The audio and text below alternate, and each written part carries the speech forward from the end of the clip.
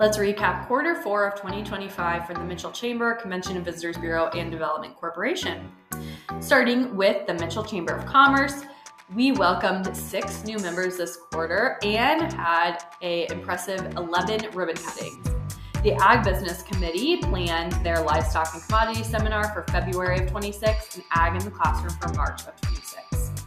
The Government Affairs Committee had 2 Leadership Mitchell sessions, one in October featuring personal and community leadership, and one in November focusing on agriculture and industry. The Government Affairs Committee also hosted a pre-legislative luncheon ahead of the 2026 legislative session on November 20th, where Ryan Budmeyer spoke, who is the president of the South Dakota Chamber of Commerce. Connect Mitchell Committee hosted First Friday coffees at 4Cares, Clockworks, and FNBO. They also hosted Lunch and Learns at South Dakota Rehab Services, Big Friend, Little Friend, and Embracing Change Counseling Services. There was a mix and mingle at Safe Place of Eastern South Dakota and United Way, and groundbreaking held for LifeQuest Micro Homes. And moving on to the Mitchell Convention and Visitors Bureau. Looking at our tourism marketing for this quarter, we marketed pheasant hunting season with social media and print advertisements. We welcomed a whopping 180 total bus tours for 2025, and Brilliant Adventures won the Summer Dinner Theater promotion for 2026, securing their bus to visit Mitchell. We confirmed our 2026 plans with Amberage Marketing, focusing on local event promotion along with tourism and hunting. We also confirmed our 2026 plans with Travel South Dakota for tourism peak season. As of November, the entertainment tax is up 5.98% for the year, and hotel occupancy is up 2.7% for the year. Looking at our tourism events this quarter, we had Pheasant Opener Weekend, where we headed out to Cabela's and handed out information and swag items to hunters. And we also had a booth at the airport. We also attended the Pheasant Forever Banquet, where we helped welcome the hunters. We also participated in the Parade of Lights this quarter, where we kicked off the parade and handed out glow sticks. Moving on to local marketing efforts, we advertised in Motor Magazine for hunting in Mitchell. We had a television advertisement featuring shopping local in Mitchell. We had a print ad on the inside of the Southeast South Dakota Sportsman's Guide, which featured hunting in Mitchell. And we continue to do our attraction spotlight on social media in October, featuring the Mitchell Prehistoric Indigenous Archaeological Site, and November was Lee's Red Barn. And now moving on to the Mitchell Area Development Corporation. In October, the MADC partnered with the South Dakota Department of Labor to host a virtual hiring event connecting employers with job seekers. The Mitchell Young Professionals Group continues to host events. In October, they hosted a horror movie trivia night at Bradley's, as well as a financial intelligence workshop led by Matt McManus.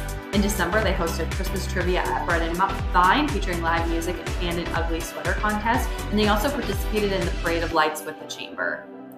And now looking at workforce housing, in October, the MADC was notified that South Dakota Housing Development Authority approved a $343,000 grant for funding in the Mitchell area housing initiatives, which included $214,000 through the HOME program and $129,000 through the Housing Opportunity Fund for down payment loan assistance. The home rehabilitation project, they completed one of the largest single home rehab projects in their organization's history, totaling $58,000. In December, they continued progress in their new housing development. A total of 8 homes are on land between the Ridgeview on Foster and the South Lake developments. 2 Mitchell Tech College homes are located at Ridgeview on Foster, and 3 Governor's homes are at Ridgeview on Foster, and 3 Governor's houses are at South Lake. As of December, 2 homes have been sold and 3 homes are actively listed for sale.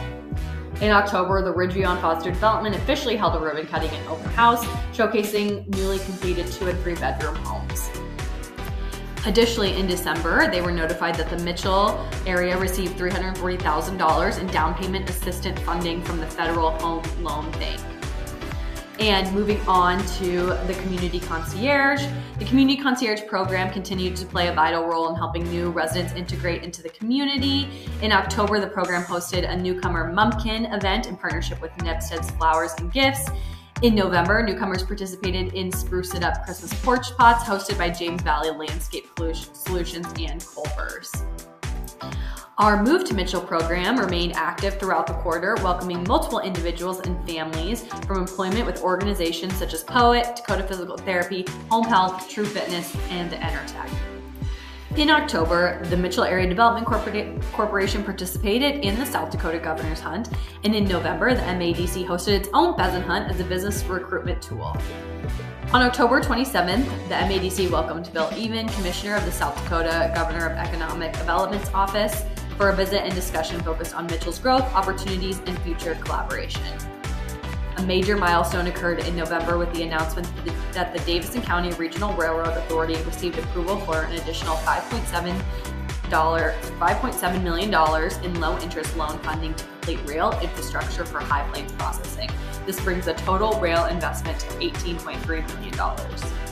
Mitchell continued to lead the state in lean manufacturing and leadership training. In December, 7 regional manufacturing professionals graduated from the Lean and Leadership for Supervisors program hosted at the Mitchell Chamber of Commerce in partnership with the South Dakota Manufacturing and Technology Solutions.